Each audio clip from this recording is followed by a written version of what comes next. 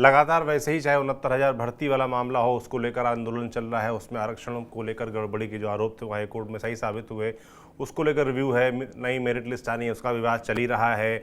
SC/ST आरक्षण में जो बदलाव सुप्रीम कोर्ट की तरफ से आदेश दिए गए हैं उसको लेकर विवाद भारत बंद चल ही रहा है। लेटरल एंट्री वाला मामला आया, उसको लेकर विवाद चल ही रहा था, भर्ती वो वाली वापस लेनी पड़ी, तो लगातार विवाद जारी है। ऐसे में बीजेपी अब अपने संगठनात्मक चुनाव की तरफ बढ़ रही है, साथ ही उसने अपने विधायकों को, सांसदों को, पार्षदों को, जिला पंचायत अध्यक्ष सदस्यों को, सबको टारगेट दे दिए हैं आने वाले उपचुनाव से पहले कि कितने सदस्य आपको अपने साथ शामिल कराने हैं। बड़ा टारगेट है और जाहिर सी बात है कि इसके ज़रिए बीजेपी अपने कार्यकर्ताओं को थोड़ा सा मोटिवेट, थोड़ा सा मोबिलाइज भी करना चाहेगी, ये भी देखा जा रहा है इसमें। सौरभ भाई, निश्चित तौर पे बीजेपी के लिए उत्तर प्रदेश में इस वक्त जिस तरह की स्थितियां हैं, ऐसे में बीजेपी के लिए निश्चित तौर पे लगातार चुनौतियां बढ़ती जा रही हैं जी।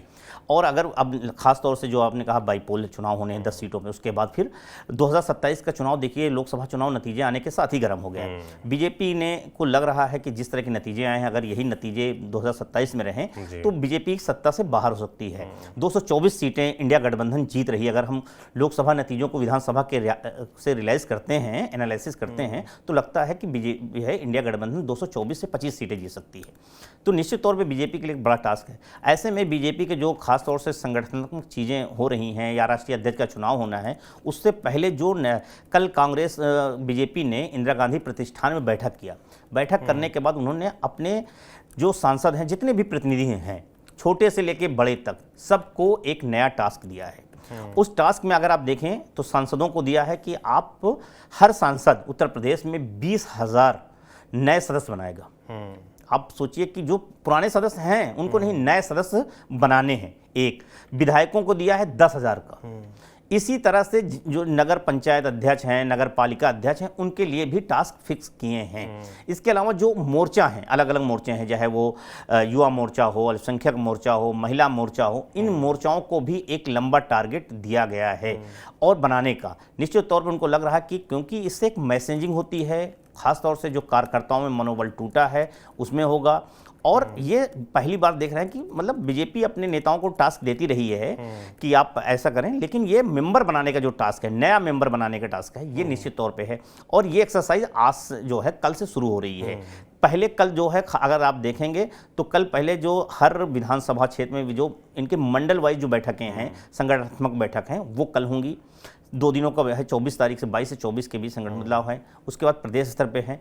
फिर जो है 1 सितंबर से सदस्यता अभियान बीजेपी का शुरू होना है और उस 1 सितंबर से लेके वो लगातार चलेगा। और ऐसे में बीजेपी ने जो टास्क दिया है, अब उनके सांसदों को, विधायकों को, या जो बीजेपी से जीते नगर पालिका अध्यक्ष या वार्ड मेंबर या नगर पंचायत अध्यक्ष हैं, उनको खासतौर से निगम के जो बोर्ड के अध्यक्ष हैं, उनको भी दिया गया है। वो जाना होगा, अब उनको जमीन पर उतरना होगा, गांव-गांव जाना होगा, कार्यकर्ता बनाना होगा। अब वो कैसे बनाते हैं, कितना बढ़ाते हैं, एक तरह से बीजेपी अपने लोगों को ये नया टास्क दिया है। कौन कितना पूरा करता है ये सौरभ भाई बड़ी बात नहीं है, लेकिन इसके जरिए वो सक्रियता को बीजेपी बनाना चाहती है। वो दिखाना चाहती है कि बीजेपी कैसे ज़मीन पे है और उसके प्रतिनिधि, उसके नेता, वो कैसे जाके जनता के साथ कनेक्ट कर रहे हैं। बीजेपी की स्ट्रेटजी का हिस्सा ये है कि बाईपोल से पहले जो अभी खासतौर से उत्तर प्रदेश में 10 चुनाव होने हैं, आप देखिए कि उसके कैसे कैसे अलग मुख्यमंत्री से लेकर, मुख्यमंत्री ने अपनी जिम्मेदारी ले रखी है। लगातार हर हफ्ते योगी आदित्यनाथ अपनी जो जिम्मेदारी वाली सीटें हैं उस पर दौरे कर रहे हैं। तो ऐसे में बीजेपी एक ज़मीन पे दिखाना चाहती है कि वो पूरी तरह सक्रिय है और कार्यकर्ताओं के बीच में, नेताओं के बीच में वो बनाना चाहती है। इसीलिए वो मेंबरशिप का एक नया टास्क दिया है। निश्चित तौर पर ये जो बीजेपी के प्रतिनिधि, उनके लिए बड़ा टास्क है। कौन पूरा कर पाता है कि नहीं, इस पर भी खड़े होगा। बिल्कुल। हालांकि जो हम लोग बात कर रहे हैं कि कार्यकर्ताओं को मोबिलाइज करने की बात, तो वहां पर कार्यकर्ताओं को इंतजार एक चीज का और है कि जो राजनीतिक भर्ती, जिसमें चर्चा भी की थी कि 11,000 से ज्यादा राजनीतिक नियुक्तियां हैं जो कि बाकी हैं, जिसका कार्यकर्ताओं को इंतजार भी है। आप समझिए पिछले 1-2 कार्यकाल से इस तरह की भर्तियां अटकी हुई हैं और वो एक बड़ा चर्चा का विषय भी है बीजेपी कार्यकर्ताओं को, जो उनको बड़ा इंतजार भी है उस चीज़ का। अब उपचुनाव उम्मीद थी कि हरियाणा और जो जम्मू कश्मीर के चुनाव इसके साथ हो जाएंगे, वो तो हुए नहीं, अब आगे होंगे, तो उनका इंतजार अब अगर उपचुनाव के लिहाज से मामला अटका है तो और बढ़ गया है। तो ऐसे में कार्यकर्ताओं को मोबिलाइज करना भी आसान रहने वाला नहीं है। नहीं, निश्चित तौर पे बीजेपी के लिए देखिए लगातार उत्तर प्रदेश में चुनौती चल रही है। आपने कहा ना कार्यकर्ताओं को मोबिलाइज करना आसान नहीं, निश्चित तौर पे आप देखिएगा अभी 69,000 शिक्षक भर्ती में बीजेपी ऐसी उलझी हुई है जिसको सुलझाने की एक डोर सुलझा रही, दूसरी डोर उलझती जा रही है।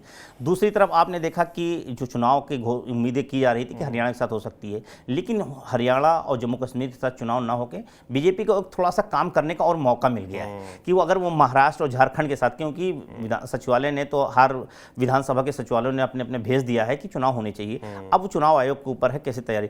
लेकिन अगर महाराष्ट्र और झारखंड के साथ जो कि 2 महीने बाद अक्टूबर नवंबर में चुनाव हो जाने हैं मुझे लगता है, लेकिन बीजेपी को एक अच्छा खासा काम करने का मौका मिल गया है, उन जगहों पे माहौल बनाने का। इसी बीच में मेंबरशिप का होगा। दूसरी तरफ जो आपने कहा नियुक्तियां भी हैं, मुझे लगता है कि अब नेता और सांसद जाएंगे, कार्यकर्ताओं से मिलेंगे, नए सदस्य बनाएंगे तो उनको भी एक नया आश्वासन देके आएंगे, क्योंकि अगर आप आश्वासन नहीं देंगे और फिर तो अपना टास्क कैसे पूरा करेंगे। तो मुझे लगता है कि उससे जरिए भी मोबिलाइज करने का मौका बीजेपी को।